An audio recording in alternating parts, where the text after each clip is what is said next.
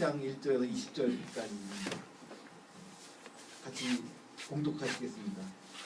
여호와께서 아브라함에게 이르시되 너는 너의 고향과 친척과 아버지의 집을 떠나 내가 내게 보여줄 땅으로 가라.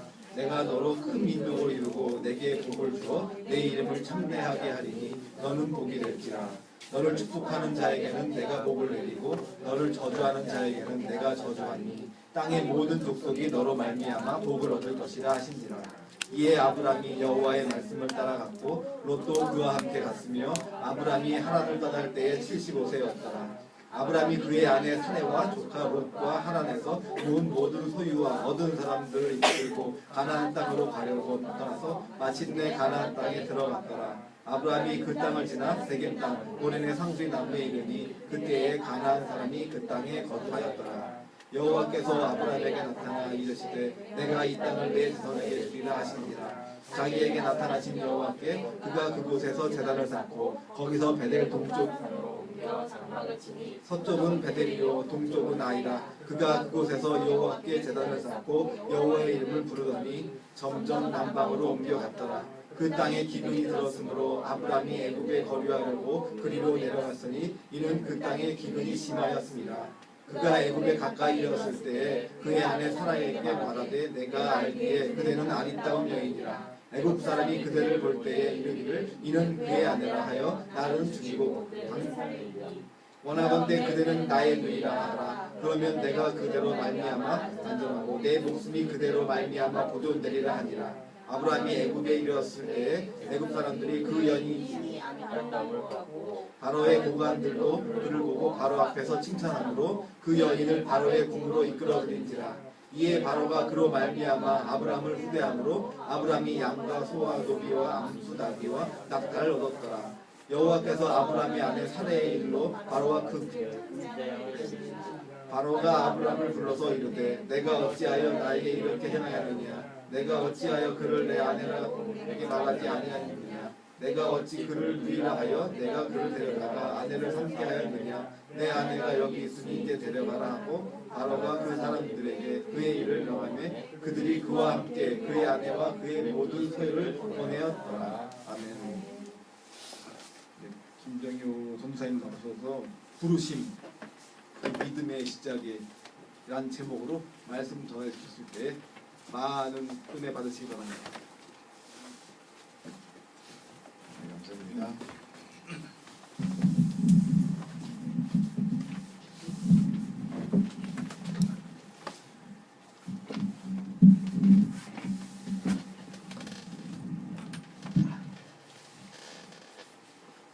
잘 보이시죠? 괜찮으세요? 네. 좀 가도 되나요? 정말 가운데 가고 싶었어요. 반갑습니다. 네. 늘 우리 예배할 때마다 제가 이제 보고자 하는 사람은 안 보이고 뜻한 선물을 이렇게 또 보내주셔서 늘 감사합니다. 기도하겠습니다. 사랑이 많으신 하나님 아버지 감사합니다. 오늘도 저희를 부르신 자 가운데 영화롭게 해주실 줄 믿습니다. 그 택하심이 우리를 이끌어 가실 텐데 우리가 늘 순종하는 자 되게 하여 주시옵소서. 진리 가운데 우리를 깨닫게 하시고 주님 알게 하옵소서. 감사하며 예수님 이름으로 기도하겠습니다. 아멘. 원래 오늘 제 생각에는요, 선뜻 요한복음이 오늘 어저께로 끝났거든요. 우리 묵상이. 그래서 요한복음을 우리 복음을 하나 해야 되겠다. 왜냐하면 우리 창조이지 않았으니까. 그리고 이제 창세기가 계속 수요일날 나가고 있잖아요. 강해가. 그러니까 너무 창세기만 갖고 있는 것 같아서 요한복음 나가야 되겠다 생각했는데 왠지 우리가 4월달부터 하는 게 좋을 것 같다는 생각이 이렇게 딱 들더라고요. 그래서 여기서는 그냥 창세기를 하자 해서 아브라함까지를 하자. 창조를 했고 사실 이제 창조 바벨까지가 창조로 끝납니다. 그리고 이제부터는 뭐야? 믿음의 장으로 가죠. 아브라함 나라지거든요.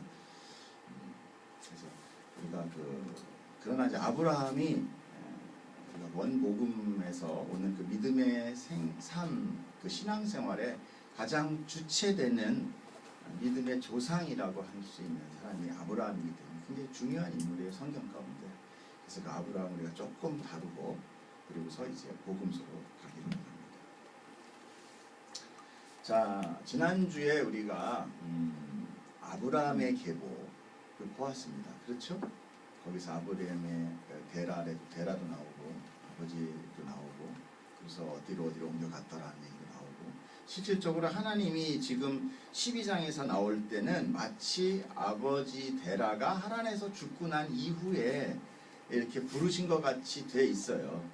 그런데 많은 주석가들은 그것이 아니라 이미 아버지 때의 아브라함이 얘기를 듣고 그 아브라함이 자기 아버지한테 내가 자는데 또는 묵상 중에 어떤 신이 나타나서 나보고 어디 떠나라고 합니다 하고 얘기하니까 그 가문이 어떤 가문이었냐면 그런 우상을 섬기는 가문이었거든요. 우상을 만들고 하는 그런 가문이니까 좀 솔깃했겠죠. 종교성이 강할 수 있어요. 그래서 그 아버지가 떠납니다. 자기 아브라함과 식솔들을 데리고. 그러면 실제로 하나님이 아브라함에게는 너의 아비와 고향과 친척 곁을 떠나라고 했는데 그러나 시작은 어땠어요? 그냥 아버지 따라서 나간 게 아브라함이었다. 그리고 하란이라는 동네는 원래부터가 그 외가 쪽에 사라 쪽, 그렇죠? 사라 자기 그 아내 이복 누이 동생의 고향이었어요. 그리고 우리가 창세기를 쭉 보다 보면 이렇게 근친상간 같은 거를 해요. 이게 친척이나 이렇게 동생의 조카 이렇게 결혼을 하거든요. 그런 거 보면은 그 땅이 무슨 다른 친척이라고 멀리 사는 게 아니라 그냥 그 땅이 아브라함의 조상의 고향이었다. 오히려 처음에 그 갈대아 쪽은 우르 그 지방은 아마 그쪽 가서 무슨 우상을 만들어서 팔다가 다시 하란으로 들어온 것 같다는 생각이 더 드는 거죠. 여하튼 간에 가장 중요한 포인트는 여기서 뭐냐면은 그런 세상 가운데 있었던 갈대아라는 것은 바벨론이라고 얘기해서 지금을 세상과 성경에서 비추어 얘기를 하거든요. 여러분들 나중에 이스라엘이 바벨론에 의해서 정복당하잖아요. 그러니까 바벨론이라는 것은 세상이라는 것을 이렇게 빗대서 얘기를 해요. 비유로. 그러니까 이 세상 가운데서 좀 이렇게 직역하자면, 의역하자면 이 세상 가운데 있는 하나님을 전혀 의지하지 않는 우상신을 믿는 사람한테 하나님이 무작위로 찾아가서, 물론 하나님의 뜻 가운데서, 하나님은 창조주니까 자기 마음대로 설정할 수 있거든요. 찾아가서 아브라함을 택한 거예요. 거기에 어떤 조건이 있는지 그거는 우리가 천국 가서 물어봐야 돼요. 하나님의 전격적인 선택으로 우리를 왜 선택했는지 우리도 모르죠. 그렇듯이 아브라함을 선택해서 떠나라 그렇게 명령하신 거죠.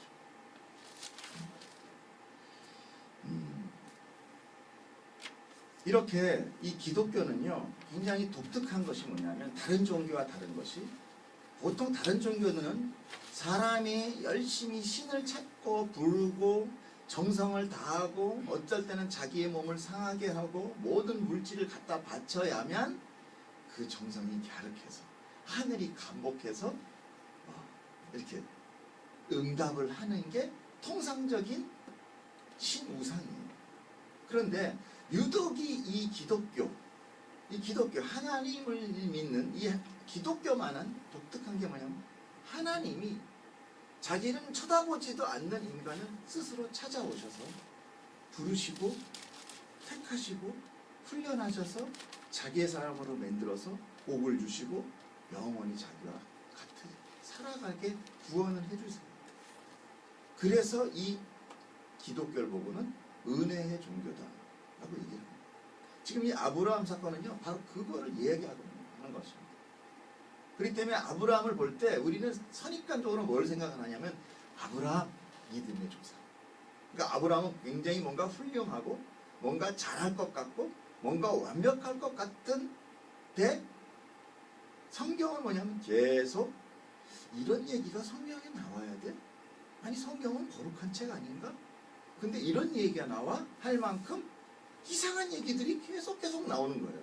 아브라함의 실수, 넘어짐. 오늘도 아마 읽어보셔서 알겠지만 자기 아내를 누이라고 속이고 애굽 왕한테 이렇게 판거가 됐죠. 결국은 보내고 보고 노비와 뭐 나비 뭐 이런 그분 뭐 이런 거 받았으니까 결국은 판결돼 버렸는데 그런 식으로 된 거는 아니 믿음의 조상 아브라함이 과연 이런 모습을 우리가 이 사람을 우리의 조상이라고 생각하며 자랑스러운 태극기 앞에 이런 것처럼 이러고 우리가 믿을 수 있느냐를 참 의아하게 생각할 수밖에 없어요. 그럼에도 불구하고 성경은 정말 우리의 수치를 다 까발리면서 너네는 이런 사람이야. 우리가 이 앞에서 창조 부분에서 배운 게 딱 뭐였습니까? 하나님은 창조주시다. 자, 이 땅이, 이 세상이 아무렇게나 우연히 생겨났다.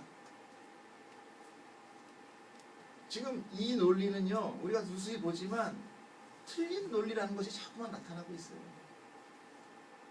누군가에 의해서, 굉장히 과학이 발달한 누군가에 의해서 이 지구는 탄생되고 우리는 탄생됐다. 그래서 뭐가 나와요? UFO라든지 우주인이라든지 굉장히 고도에 발달된 외계인들이 와서 우리를 만들고 지금 기르면서 쳐다보고 있다. 그게 하나님이다 라고까지 이야기하는 존재가 뭐예요?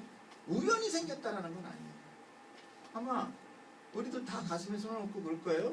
우리가 정말 우연히 생긴 존재인가? 아메바나 똥파리같처럼 쉴 거예요. 아니요, 하나님은 그렇게 창조한 게 아니에요.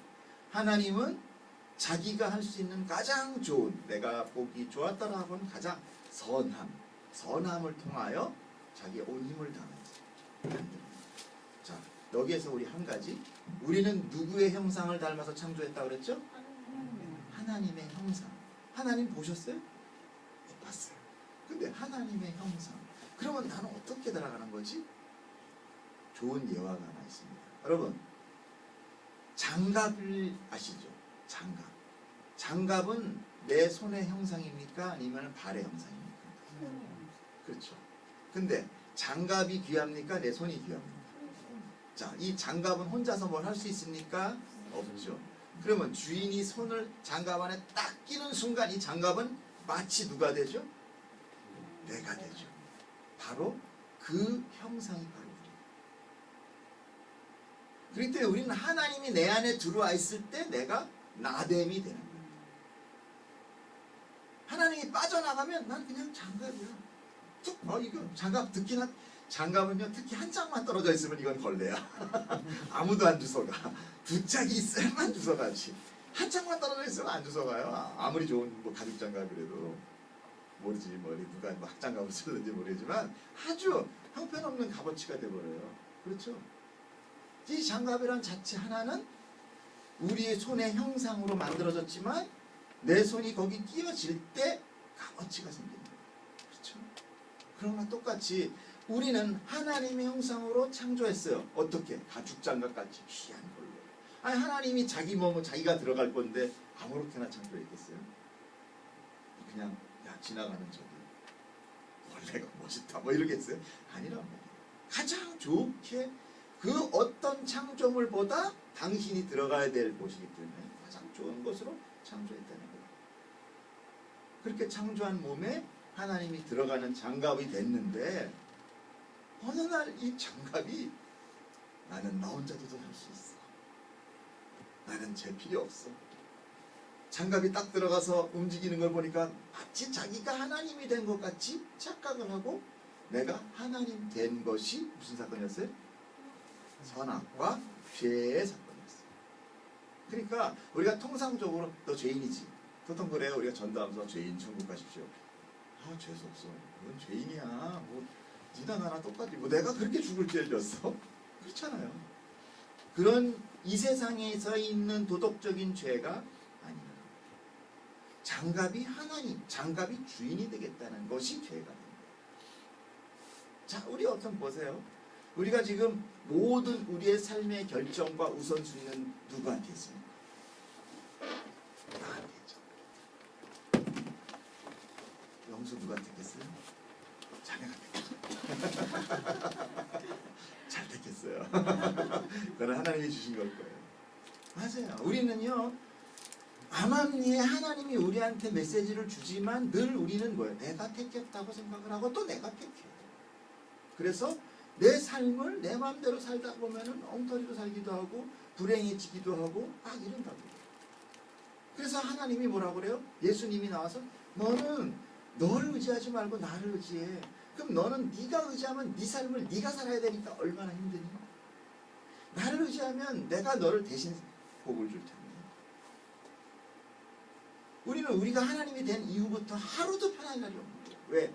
전에는 다 창조주인 하나님이 다 모든 것을 해줬는데 그리고 우리가 거의 맞게 살아갔으면 된 거예요. 그런데 이제부터 내가 하나님이 되려고 그러니까 땀 흘려야 되고 더 과로하게 노동해야 되고 더 많이 모아야 될 것 같고. 왜? 불안하니까. 그돈 오늘 하루에 다 씁니까? 아니에요. 그냥 모으는 거예요. 왜? 불안하니까. 내일 나 어떻게 될지 모르거든. 그럼 계속 내가 하나님 되면요, 나의 계속 불행한 저주의 열매를 맺히게 됩니다. 창조를 우리가 창세기를 보면서 계속 그런 것들을 봤습니다. 그러면서 뭐예요? 그런 같은 저주받은 사람들끼리 뭐예요? 나는 용사야, 힘세, 나한테 넘기지 마. 나는 거인이야, 대형 마켓, 대형 무슨 물지의 삼성 그룹 이런 몸집 분리를 해서 나는 신이야, 나는 힘 좋아, 그리고 이름을 높이고.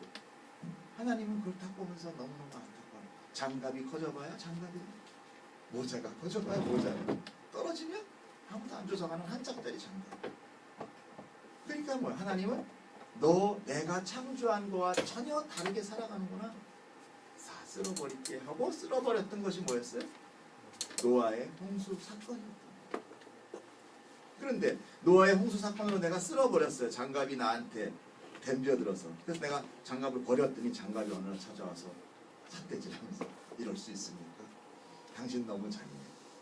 할 수 없듯이 우리는 그저 피조물인 인간이야 라는 것을 우리에게 알려주시는 거예요. 왜? 하나님 굳이 우리를 그렇게 흙으로 만들었어. 너희는 티끌이야. 아무것도 없어. 너희는 그냥 창조 피조물이야 라고 하는 걸 이렇게 가르쳐줘서 우리 기죽이면 그렇게 편하세요? 그게 아니라 우리가 너무 나대니까 주인이 도대체 장갑을 낄래도 자꾸만 지가 아무리고 자꾸 피하는 거예요. 의지하질 않아. 내가 너한테 복을 준다는데, 내가 너한테 정말 복을 주고 싶어. 그런 안타까운 마음에 너는 장갑이야를 알려주는 게 바로 창세기야. 이제 이 아브라함의 택함은 그 수많은 자기 멋대로 살아가는 장갑 중에 한 사람을 택하는 사건이 바로 오늘의 이 사건인 거죠. 자, 하나님, 즉 우리가 처음 온 우리 자매가 있으니까 여호와, 이건 하나님이랑 똑같은 이름이에요. 여호와. 하나님 여호와는 아브라함에게 찾아가서 이야기하십니다. 1절에 볼까요? 이건 아까 했는데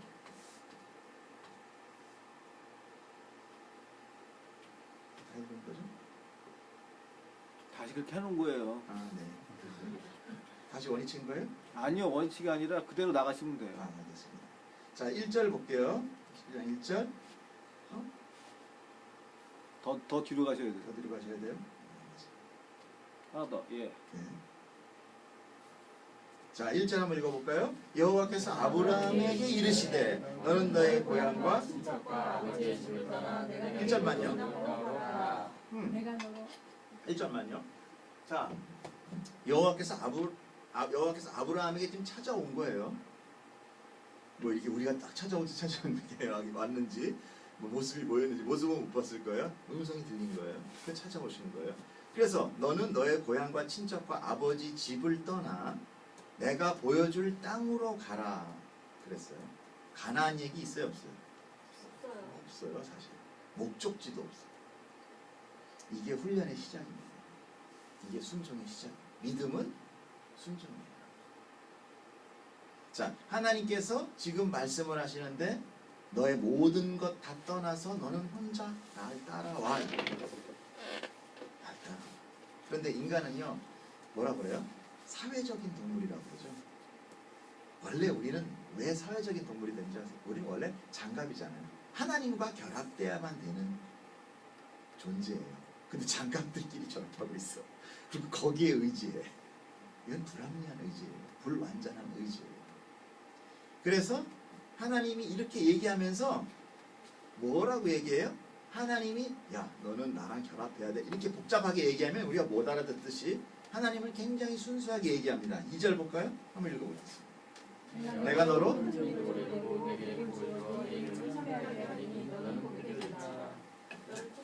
네, 3절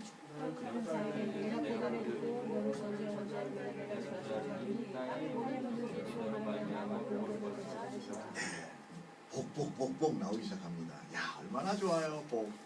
우리 특히 한국 사람들 복 좋아하잖아요. 숟가락에도 복, 젓가락에도 복. 뭐 그냥 중국집 가면 복이 더 많아. 복이 주렁주렁 걸렸어. 근데 자 하나님께서 너무나 우리가 알아듣기 쉬운 거 너 떠나 그러면 내가 복 줄게. 우리 제일 솔깃한 게 뭐예요? 복이잖아. 축복합니다. 그런 거 일단 좋잖아.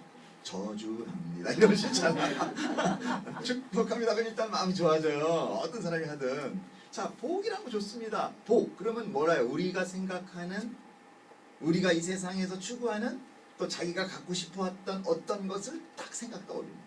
지금 효기찬이는 기타. 우리 두 커플은 예쁜 가정. 또 뭐 한참 열심히 자녀를 키우는 부모한테는 재물, 물질, 안전, 건강, 자녀. 또 자녀가 열심히 공부 잘 하는 거, 잘 적응하는 거, 뭐 이런 것들. 하나님들이 각자가 자기가 그 현상에 맞는 것들을 떠오른단 말이에요. 아브라함 역시도 뭐예요? 그거 떠올랐겠죠. 그때 뭐예요? 이때는 어땠어요? 이때는 자기가 굉장히 이 불안한, 왜 부족끼리 모여서 살았겠어요? 예전에는 법이 있었습니까? 법이 없었어요. 물론 뭐 가인이 내린 법도 지 맘대로 만든 법이잖아요. 그 부족에서 떨어져 나가면 사람 그 죽여도 아무도 누가 뭐라고 할 사람 없어. 국가도 없고 법도 없는 상태예요. 그러니까 뭐예요? 안전한 게 최고예요. 2절에 딱 3절에 나오잖아요. 너를 저주하는 자에는 내가 저주하겠다. 그리고 땅의 모든 민족이 너로 말미암아 복의 축복의 통로가 되겠다는 거예요. 얼마나 좋아요. 그 시대에 딱 맞는 복을 선포하는 거예요. 그러면서도 하나님은 그 의미가 그냥 아무것도 아닌 게 아니라 이후에 일어날 일을 얘기를 해요. 지금 여기서 내가 얘기하는 복, 너의 모든 족속이 너로 말미암아 복을 받을 거라 하는 그것은 뭐냐면 바로 하나님 자체예요. 장갑이 뭐가 복이겠어요? 주인의 손이 들어가는 게 복이잖아요. 근데 장갑은 뭐예요? 금칠하고 거기에다 뭐 꽃 달고 막 이러면 그 장갑이 혼자 무슨 뭐가 되는 줄 아는 거예요. 그 생각만 하는 거예요. 근데 진정한 복은 하나님의 손이 우리 안에 쑥 들어올 때 우리 복이 바로 그 복이 될 거야. 하나님은 지금 그 이야기를 하는 거예요.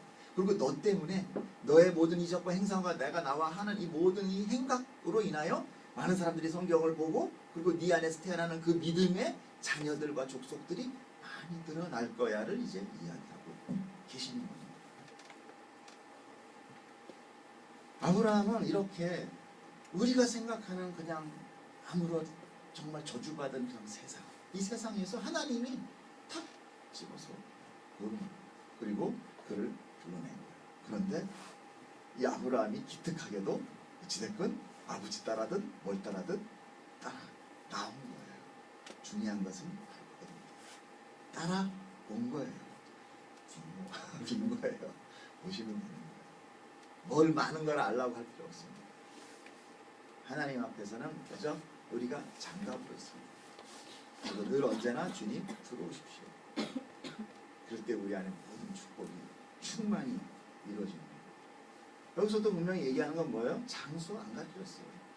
그냥 내가 줄 곳으로 가. 그리고 네가 그걸 가면은 큰 민족이 줄게. 복도 줄게. 네 이름이 창대해져. 자, 이런 거 한번 보세요. 자, 큰 민족, 이름이 창대해져. 뭐 생각나요? 노아홍수 전에 저주받은 것. 자, 그리고 축복의 땅. 이건 뭐예요? 자, 아담 이후에 하나님은 땅을 저주합니다. 아담의 죄. 그러니까 장갑이 하나님 되겠다고 반역한 그 대역 죄인. 그거로 인하여 하나님은 창조계를 저주를 해버려요. 저 피조계를. 그렇죠? 그러면 자, 어느 땅이든 다 저주받은 땅이에요. 그죠? 그리고 가지던벌을 내고 사람들이 땀을 흘리지 않으면은 얻을 수도 없거니와 땅이 널 덤빌 거야. 그래서 이렇게 항상 우리가 지나가도 똥개두리한테 짖는 거예요. 원래는 그렇게 안 돼 있어요. 그래서 사자도 지나가면은 이렇게 와야 되는데 그렇다고 사자 앞에 가지 말아요. 믿음 있다고. 사자 무서워요. 자, 분명히 얘기해요. 하나님은 이거 저주받은 거야. 그리고 내가 쓸어버린 게 뭐였어요? 용사, 네피림, 영성 있는 자. 그런데 지금 여기 뭘 얘기하고? 큰 민족, 복주고, 내 이름 창대. 이상하지 않아요? 하나님 언제는 저주받을 것이라고. 당신 스스로 얘기하는 거는 복이라고. 이렇게 조속으로 변기하는 그 오래되신 할아버지 어떻게 믿고 나가실까요? 그리고 땅도 다 한다 그러는데 하나님 그 뭐 주실 땅은 복받은 땅이에요? 그 땅만 복받은 거니까? 사실은 말이야 그 땅만 복받았어. 그 땅은 좀 피해 있었어. 이렇게 하는 겁니까? 아니에요.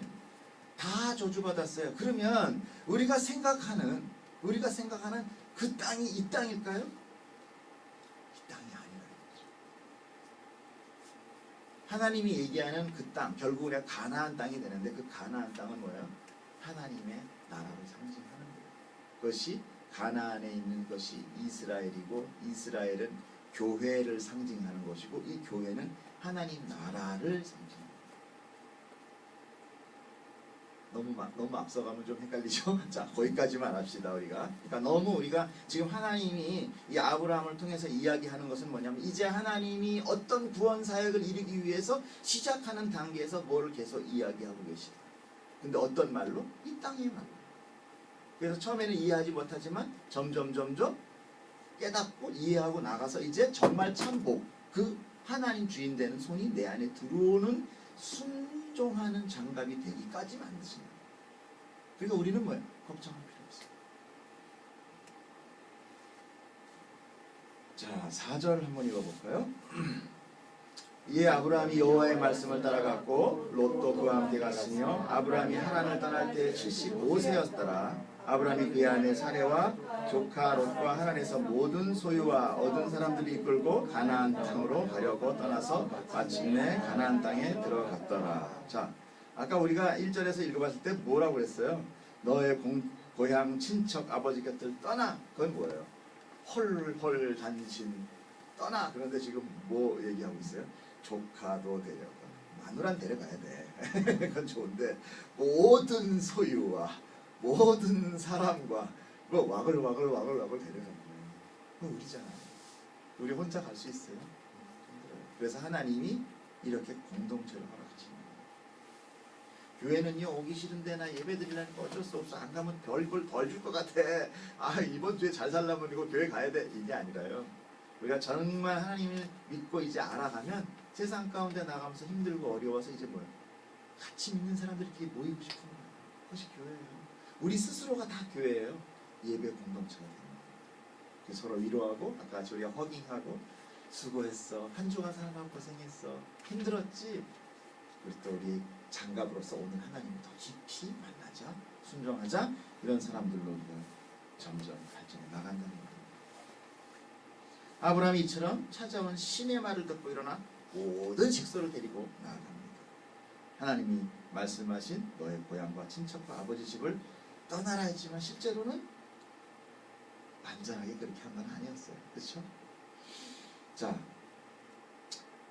뭐 참고로 보신다면 나중에 창세기 11장 보시면은 뭐 데라가 그 아들 아브라함과 하나를 아들 데리고 가는 얘기, 또 뭐 데라가 하란에서 죽은 이야기 이런 것들이 다 나타납니다.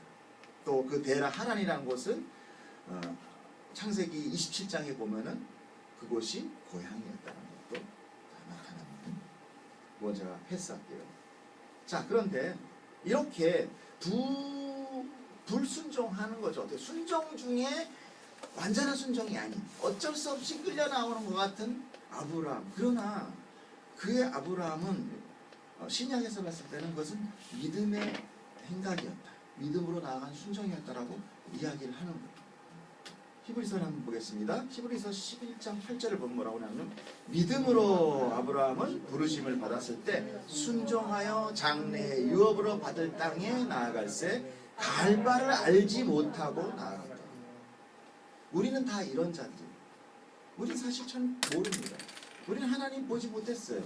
보지 못하는 것들의 증거를 따라가는 자들이 바로 믿음에 순종하는 자들이에요.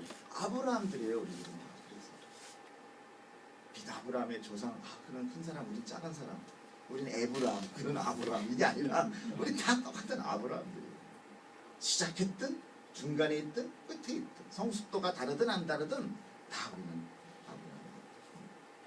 그러니까 이제 시작하는 그 믿음은 인간 측에서 어떤 열심이나 완성된 거를 내놔야만 믿음이라는 것이 아니라 그 믿음은 뭐예요? 하나님이 하나하나 이루어 가실 거다를 이야기하시는 거예요. 아브라함의 아버지 하나는 하란에서 죽습니다.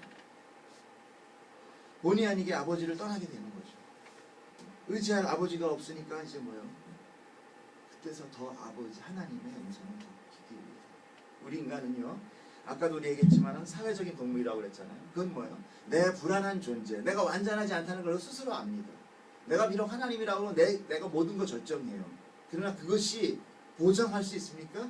아니요. 내가 늘 결정하지만 난 보장 못해요. 그러니까 보험도 막 여러 들고, 그런 친구들하고 돈 많은 친구들 좀 사귀었으면 좋겠고, 의지되고, 나 힘들 때 좀 도와줘야 되니까 이런 막 관계들을 가져요. 그러나 정작 힘들 때 그들이 도와줘요? 아니에요. 그들도 자기 힘들어. 우리는 아브라함들의 군상이에요. 그런데 하나님이 뭐예요? 그래서 우리 주변에 있는 믿을 만한 것들을 자꾸 하나하나씩 떨쳐버려요. 아브라함에게는 그 아버지 베라 죽음으로 인하여 떨쳐버려요. 자기가 굉장히 의지하던 사람을 죽음이나 사망으로 떨쳐버렸을 때 얼만큼 더 의지했느냐에 따라서, 그 의지도가 깊으냐에 따라서 그는 굉장한 허탈감을 찾아요. 어떤 사람은 우울증에 가서 자살하기도 하죠. 왜냐하면 막 자기가 너무너무 좋아하던 가수 죽음을 막 따라 죽잖아요. 옛날에 누구였나? 터보가 누가 한번 예전에 잊어버린다. 가수들이나 뭐 유명한 사람들 죽으면 따라주는 사람들이 많아요. 너무 의지한 거예요. 또 부모님들이 돌아가시고 나면 부모님이 정말 아주 늙어서 너무너무 고생을 하다가 막 진짜 벽에다 한번 칠하시다가 막 이러다가 가시면 좀 시원해. 근데 막 갑자기 돌아가시면 그래도 허전해. 있을 때는 밉다가도 가면 너무 그 자리가 너무 하고, 밀려오는 허전함, 그 밀려오는 미안함, 그 덮쳐 막 파도같이 밀려오는 그 외로움. 사람을 떠나보낸다는 건 정말 사실 죽음이라는 건 굉장히 무서워요. 죽음? 쉬운 거 아니에요. 사단이 죽음을 탁 쥐고 있고 하나님은 그 저주 가운데 너는 정령 죽으리라고 재앙을 내리시잖아요. 그 재앙 굉장히 큰 재앙. 옛날에 731 부대에서 시험을 했을 때 철판으로 만드는 집에다가 아기 엄마들 다 집어넣고 불을 떴대요. 100 중에 100은 다 아기를 다 밟고 일어섭니다. 뜨거워서 안 죽어요. 그만큼 죽음은 무서워요. 그만큼 죽음은 우리의 인간성을 다 발산시켜요. 그렇게 우리는 누군가를 떠나보냈을 때 그 허전함을 통해서 이제 나를 보기 시작해요. 부족한 나, 아무것도 완전하지 않은 나. 이럴 때 우리는 그때서야 하나님을 찾게 돼요. 누군가 나를 창조한 분이 있을까? 라는 영적인 예민함을 가질 수 있는 거예요. 우리가 막 물질적으로 풍요하고 좋은 사람 옆에 다 있고 막 좋을 때는요, 그건 몰라요. 교회? 거기 왜 가? 아니 뭐 저 사람 뭐 이렇게 비나이다 한데 뭘 그렇게 해? 그냥 살면 되지. 뭐 힘들어도 좀 참지. 당해보지 않습니다. 아브라함이 아마 아버지하고 굉장히 더 친했을지도 몰라요. 그래서 아브라함이 같이 나갔을지도 모르겠어요. 아브라함의 아버지가 죽었을 때 하나님의 음성에 아브라함은 더 집중할 수 있었을 거예요. 그때 아브라함이 바로 그 하란을 일어나서 떠납니다. 사실 또 그렇게 자기가 잃은 사람, 허전한 마음 가운데 익숙한 장소를 떠나서 낯선 곳으로 간다는 것은 또 하나의 모험이에요. 굉장히 두려운 겁니다. 사람은 이렇게 평생 자기가 의지할 것들을 쫙 그게 하나님이다. 자식도 그렇습니다. 자식도 인슈런스잖아요. 너가 잘 되면 그 다음에 내가 열심히 했어. 내가 노후 재단할 것도 다 너한테 줬어. 나한테 잘해.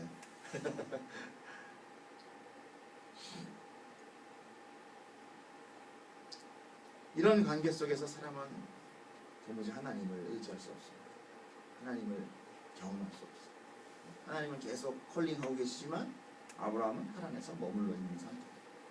아버지가 돌아가시자 그때 더 듣고 일어섭니다. 그리고 떠나요. 왜냐하면 하나님은 눈에 보이지 않기 때문에 더 그런 것입니다. 그래서 우리가 히브리서를 11장 3절 보면요, 믿음으로 모든 세계가 하나님의 말씀으로 지어진 줄을 우리가 아는데 보이는 것은 나타난 것으로 말미암은 것이 아닙니다.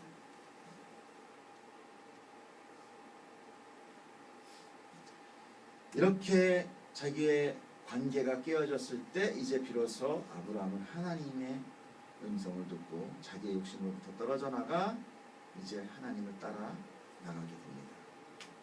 보겠습니다. 아브라함이 그 땅을 지나 세겜 땅 모래 상수리 나무에 이르니 그때 가나안 사람들이 그 땅에 거주하였다. 가나안 땅을 거의 끝나서 이제 막 나가기 시작했어요. 왜 그랬냐면은 가나안 땅이라는 자체 팔레스타인 지역이 굉장히 메마른 곳이에요. 사막 지역이야. 그러니까 사실은 어떻게 되냐면 그 베라가 있었던 갈대아 바벨론은요, 메소포타미아 문명이 있는데요. 메소포타미아 문명은 그 당시에 아브라함이 살았을 때 바닥에 돌로 되어 있는 포장이 돌 포장이 되어 있었고요. 석등에 가로등이 있었고 수세식 화장실이 있었다고 합니다. 그 정도의 문화의 중심지예요. 그랬던 사람이 지금 나와서 이 사막을 딱 가니까 뭐예요? 천막 치고 살려니까 미치겠는 거예요. 그러니까 점점 어디로 가요? 애국 쪽으로. 가나안에서도 밑으로 내려가는 거예요. 그때 하나님이 스탑이라는 얘기가 나옵니다. 7절 볼게요. 여호와께서 아브라함에게 딱 나타나요. 이르시되 내가 이 땅을 내 자손에게 줄게. 응? 그렇게 얘기해요. 그러니까 그 외로운 마음에 아브라함이 여호와를 꼭 붙듭니다. 제단을 쌓고, 제단을 쌓다는 건 뭐예요? 예배를 했다는 거예요. 거기서 베델 동쪽 산, 그 제단 쌓은 것이 뭐야? 거기서 베델 동쪽에 산이 있고 옮겨 장막을 쳐서 서쪽은 베델이요 동쪽은 아이서, 그 사이에 이제 베델이라고 하는 하나님의 성, 하나님의 반석을 세우고 거기서 예배를 드리게 됩니다. 그런데 예배를 부르고 나서 어때요? 9절 시작. 점점 남방으로 옮겨갔다. 네. 그래도 하나님 만나고 예배했지만 상황 바뀐 게 없는 거예요. 우리 가끔씩 하나님 기도하지만 상황 바뀌어요. 하나님 정말 이거 들어주세요. 그 다음은 안 될 건 안 돼. 어떤 땐 기도해서 될 것도 안 되는 것 같은 느낌이 들어. 네. 그런데 뭐예요? 지금 자기의 뜻대로 지금 남방으로 가는 거예요. 예배했는데도 뭐 상황이 달라지는 게 없어. 그러니까 어때요? 남방으로 갔다는 건 뭐냐면은 그 위에가 제일 위에가 바벨론이고 그 다음에 가나안, 그 다음에 밑에가 뭐냐 이집트예요. 우리 이집트는 많이 배워서 알죠. 삼각주가 발달해가지고 물이 나일강으로 흘려서 알아서 1년에 2번씩 태적물을 쓸어다 줘가지고 씨만 헤익 뿌리면 막 그냥 갖다 막 주렁주렁 다니는 거야. 거기 땅이 막 사람을 몰라 살려서 아무런 풍요야 풍요. 그래서 그 땅에 뭐야? 우상이 무지무지하게 많아요. 태양신이 거기서 나오고 물의 신, 무슨 신, 죽음의 신, 무슨 별의별 신이 많이 있습니다. 오히려 풍요로운 듯한 거죠. 그렇게 자기들은 하는 거 없는데 다 먹여 살리니까 이렇게 풍요하는 신이 있을 거다 이렇게 생각합니다.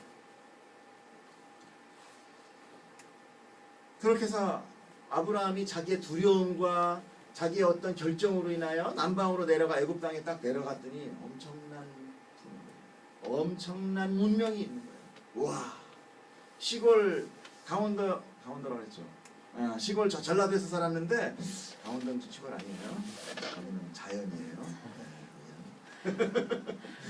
시골 전라도 또 어디서 나온 거 아니야. 자 이북이에요. 함경도 개마고원에 살다가 갑자기 뉴욕시티를 딱 간 거예요. 그랑 똑같은 거 지금. 물론 이제 아브라함은 굉장히 메소포타미아에 살았겠지. 그 땅이 보니까 너무 애국 땅이 너무 좋은 거야. 너무 풍요로워. 근데 다 낯설어. 그런 거 있죠. 우리 가까운 가면은 우리가 시골 갔을 때 좀 이렇게 막 농촌 풍경에서 살 때는 좀 이렇게 막 풍요로운데 갑자기 낯선 외국계 문명이 많은 도시의 어떤 한복판에 있으면 좀 두려움이 오지 않아요? 사람들도 낯설고 그리고 막 바쁘게 움직이고 정다움이 없고 뭔가 인간미가 떨어지고. 문명이 큰 데는요 인간미가 없습니다. 물질 문명에 쇠뇌돼 있어가지고. 그러니까 두려운 거예요. 두려워서 아브라함이 죗개를 내는 거죠. 그것이 어떤 거였습니까? 그가 애굽에 가까이 이르렀을 때 그의 아내 사라에게 말하되 내가 알기로 당신은 너무너무 예뻐. 영수야 너무 예뻐. 왜 이렇게 예쁜 거야? 애국 사람들이 뺏어간 것 같아. 그러니까 이제 당신은 내가 아내라 그러면 분명히 나 죽이고 뺏어갈 거야. 그러니까 뭐라고 해요? 원하건대 그대는 나의 누이라고 하라. 근데 실질적으로 이복 친척 사촌 오빠 동생 아니에요. 그러면은 아마 그러면 이거는 뭐예요? 지금 뺏어갈 걸 전제로 얘기하는 거야. 근데 너 뺏어가도 나는 안 죽일 거 아니야? 이런 얘기라. 참 이런 남편 만나면 안 돼요.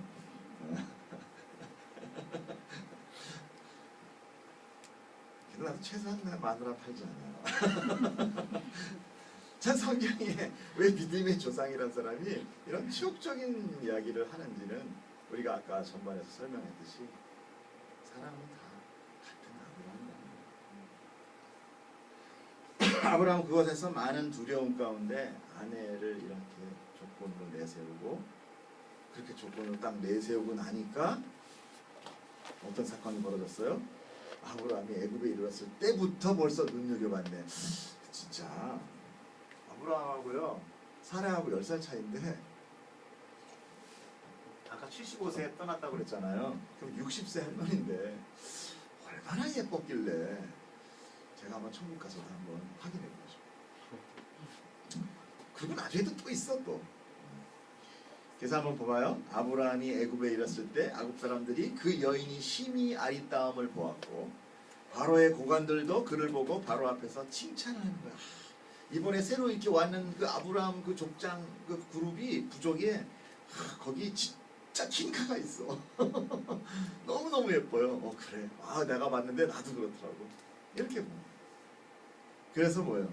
야 이제 설명 물어봤겠죠. 야 누구 뭐 아니 그 뭐 아브라함의 부족이고 아직 뭐 결혼하지 않았대요. 그래 잘됐다. 바로가 불러드는 거죠. 꼼짝없이 뭐예요? 아내를 지금 빼앗기게 된 거죠. 어쩌면 자기 목숨 살리려고 그냥 이렇게 좀 해놨는데 실제가 돼버려요. 이 바로가 그 아브라함에게 후대하면서 모든 양과 소와 노비와 암수, 나귀와 낙타를 줍니다. 이제 위로하는 거죠. 쉽게 정략 뭐 결혼이라고 해야 되나요? 그렇게 뭐 지참금 같은 거 주는 거죠. 결혼하기 위해서. 아브라함의 심정이 어땠을까요? 뒤에 가서 웃었을까요? 아니면은 슬퍼했을까요? 성경에는 두 얘기 다 없습니다. 슬퍼했던 얘기도 없고 웃었던 얘기도 없어요. 너무 아브라함을 나쁘게만 보지 마세요. 너도 살고 나도 살고. 네? 너도 살고 나도 살고. 너도 살고 나도 살고 너는 거기서 왕비되고 이제 저는 아무래도 팔릴 것 같아요. 자 이렇게 그냥 덜컥 사라를 뺏기고 납니다. 상대를 덤빌 수가 없어요. 왜냐면 상대는 뭐예요? 바로예요. 쉽게 얘기하면 미국의 버락 오바마예요. 잘못 얘기했다 버락하고 화가 낼 수도 있어. 얼마나 무서워요. 그러면 그냥 뭐야 쫓겨나는 정도가 아니라 그냥 뭐 그 당시 어땠어요? 다른 민족이 그 민족에 들어오면 죽여도 아무 누가 뭐라고 했어요. 그게 법이야. 무서운 거. 자 17절 볼게요. 이 순간 하나님이 나타나요. 왜냐하면요 나중에 나오지만 사라는 그 믿음의 씨앗이 잉태돼야 될 하나님의 택한 여자입니다. 열국의 어미가 돼. 나중에 이제 읽어보는 거죠. 그렇기 때문에 이 사라의 태가 들어오지만 그러니까 아브라함이 하는 게 하나도 없어. 하나님이 하는 거 자꾸 해방만 해. 하나님이 나타나서 어떻게 합니까?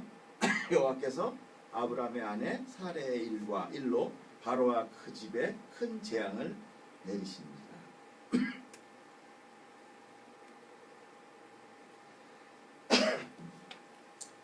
그런데 이 재앙 17절 한마디예요. 18절에 뭐라고 나오냐면 바로가 아브라함을 급히 불러요.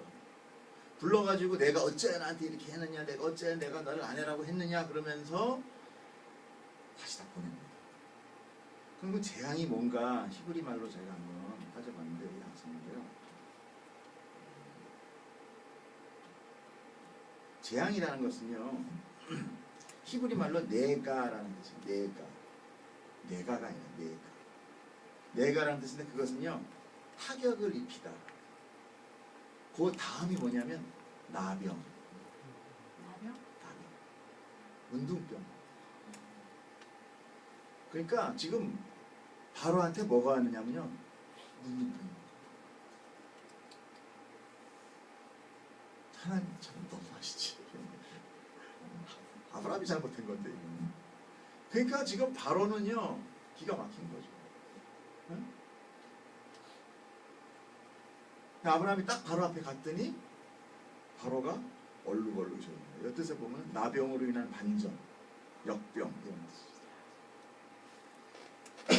가만히 보니까 바로가 나병이 걸려요.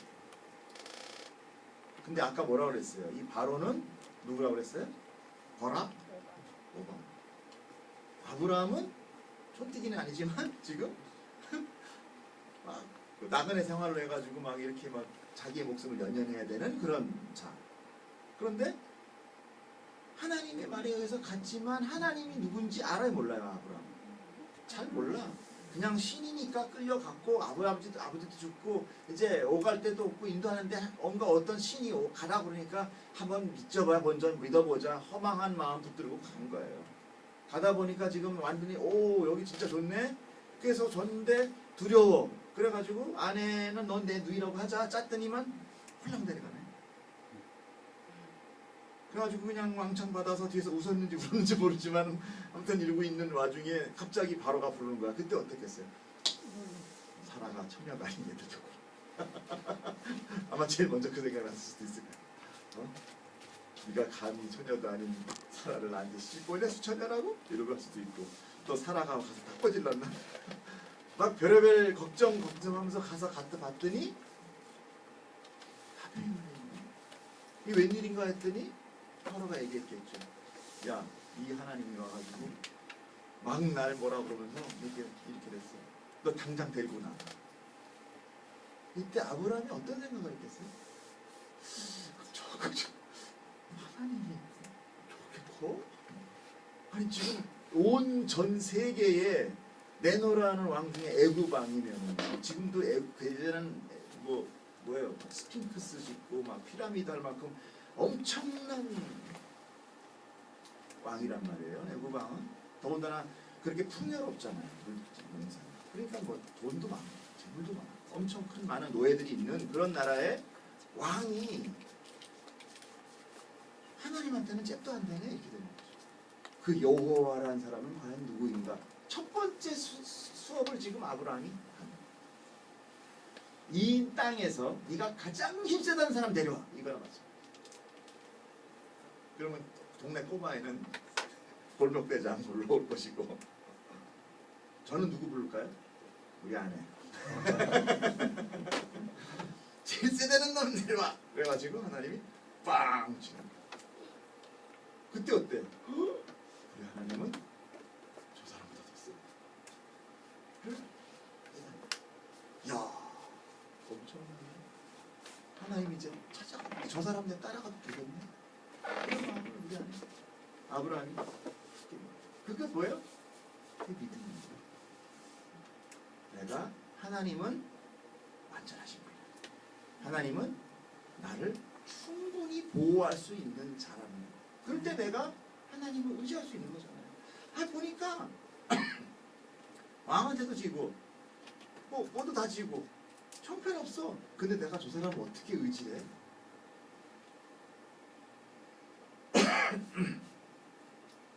여러분 오늘 이 아브라함 사건을 통해서 우리를 한번 점검해보세요. 나는 과연 아브라함과 다른 게 무엇일까? 나는 하나님에 의하여 내가 그 하나님의 보이지 않는 하나님이라고 해서 내가 그냥 없다고 치부하고 있지 않을까? 그렇다면 하나님이 없다면 창조주가 없으니까 그럼 나야. 나는 아메바 같이 전기 충격에 의해서 삐리릭 하고 생겨난 거야. 그럼 난 아무 때나 죽어도 아무도 필요 없는 거네. 하나님 창조주가 꼭 있어야 되겠구나. 그분이 꼭 있어야 내가 그분의 귀한 장갑이 될 수 있는 거야. 그분이 내 안에 들어왔을 때 나는 하나님의 손이 되는 거구나. 나는 하나님입니다. 장갑 보고 장갑 내가 손이 끼고 막 있으면은 그 위에 때리면 나 때리는 거지 장갑 때리는 거예요. 하나님. 내가 하나님 되는 거가 아니라 내가 하나님 같이 은혜로 인하여 내가 훌륭하고 존귀한 자가 되는구나를 배워나가는 것입니다. 여러분 늘 우리가 성경을 볼 때 항상 우리 마음 가운데 나의 선함과 나의 강함과 그리고 내가 모르는 것에 대한 도회지 나의 내가 생각하는 것으로 하나님을 가두려고 하면 그건 없어요. 아니 하나님은 내가 하나님 안에 들어가야 되는 거지. 하나님이 내 안에 내 이해와 내 생각으로 이해되는 분은 수많은 하나님이 성경 가운데 써있는 이야기들은 허구나 허상이나 아니면 그냥 옛날 이야기 설화 이런 게 아니에요. 그 성경은 여러분도 아시다시피 전 세계에서 가장 많이 팔린 책이고 가장 유명한 하버드나 뭐 한국에는 서울대 철학자들도 항상 신학 철학자들이 항상 거기서 나와요. 그만큼 베스트셀러죠. 신뢰할 수 있는 책이 바로 성경입니다. 말씀을 마치겠습니다. 여러분들 이 풍요로운 가족들끼리 살아가면서 우리가 자녀들을 놓기 힘들고 자녀들은 부모 뒤에 있음으로 인하여 안정감을 느끼고 살아가시죠. 그러나 우리는 그런 평안한 삶을 계속 유지하고만 살 수는 없습니다.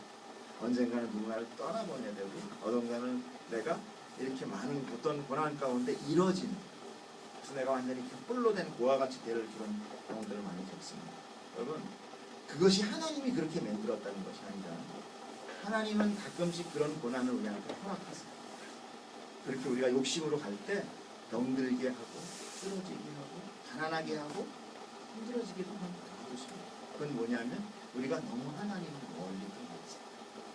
하나님은 당신을 계시하기 위해서 그리고 부르시는 방법으로 그를 외롭게 내버려요.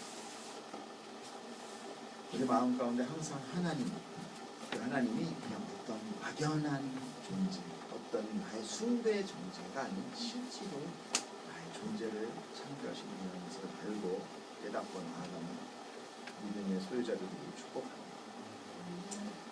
아까 얘기한 대로 사울부터 요한복음을 강의하는데 여러분들이 묵상을 하면서 우리가 쭉 봤을 거예요. 그렇죠? 요한복음은 특별히 창세기하고 너무 짜깁니다.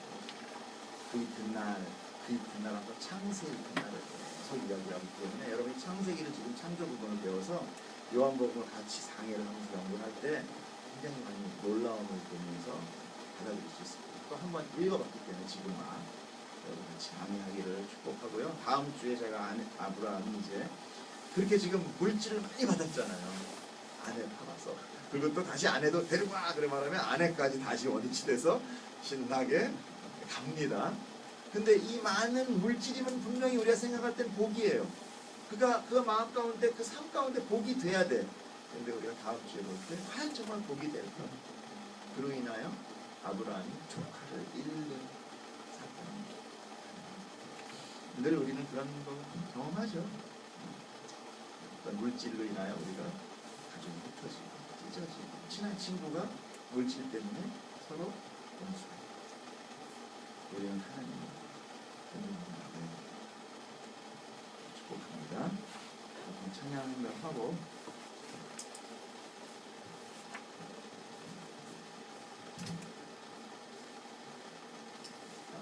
어노인팅에 요즘 새로 올라온 자매 인도자인데요. 전은주라고 아주 찬양을 잘 만듭니다. 뭐 곡을 처음 잘 모르시는 분은 같이 부르면서 내 아버지 그 품 안에서 내 영혼은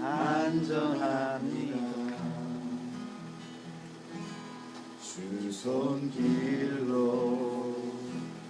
내 삶을 안으시니 그 평강이 나를 덮습니다. 다시 한번 내 아버지, 내 아버지 그 품 안에서 내 영혼은 안전합니다. 주 손길로 내 삶을 안으시니 그 평강이 나를 덮습니다.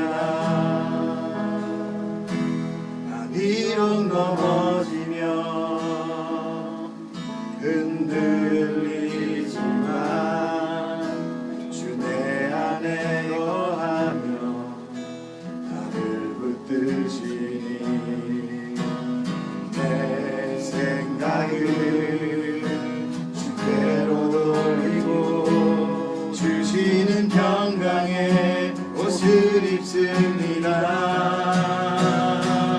주 약속 안에서 내 영혼 평안에 내 뜻보다 크신 주님의 세계 나 신뢰해 두려움 다 내려놓고 주님만 의지해 주 안에서 내 영혼 안전합니다. 주 약속 안에서 내 영혼 평안해 내 뜻보다 크신 주님의 계획 나 신뢰해 두려움 다 내려놓고 주님만 의지해 주 안에서 내 영혼 안전합니다.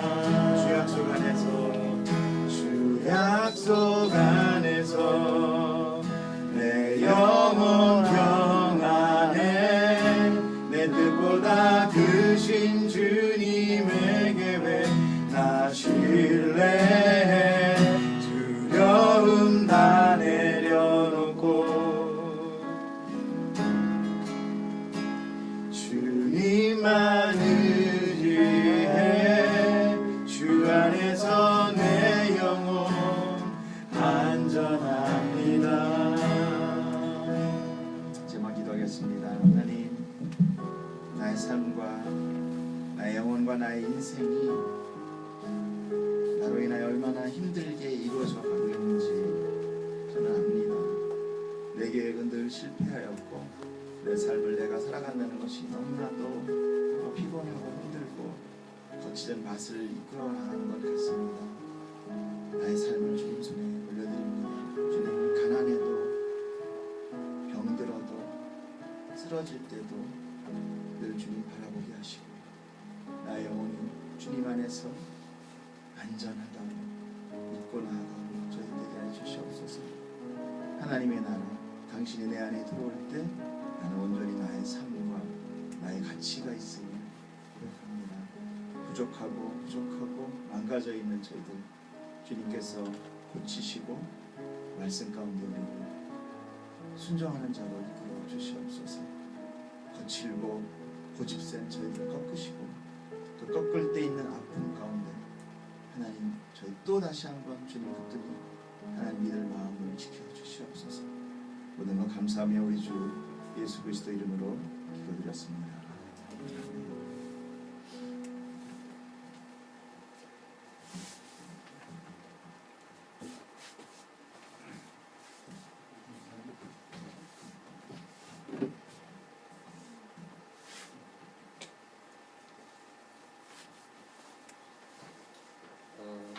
교회 소식 전하겠습니다.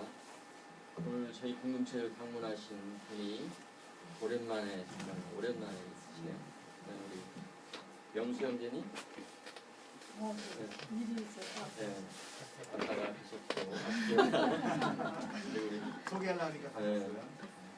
명수 형제님 또 끄세요. 신부님께서 또